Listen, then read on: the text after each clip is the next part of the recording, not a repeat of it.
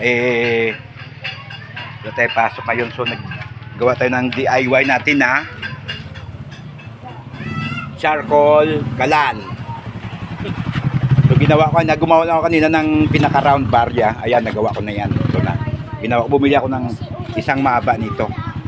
Yan, so mahaba. Yan. Yung ginawa ko, gumawa na ako niyan ng pinakalata niya. Ayan, naka-ready na yan. Siyempre, naka-ready na yan. Ito ng charcoal kalan. Dahil ang mahal ngayon ng gas, di ba? So, ito na siya. Ginawa ko na. Nabuo ko na kanina yan. Isang buo to. Binili ko kanya. Alam mo magkano to ngayon? Isang haba nito. 20 haba nito. Totin na kayo nabili ko. Totin yan, totin. So, maghalo na tayo ng simento natin. Ito na. 4 kilo to na simento ang aking binili. So, mamaya pakita ko sa inyo pagkatapos na yung product natin yan. Ituro ko sa inyo kung paano mag-ayos ng DIY kalan.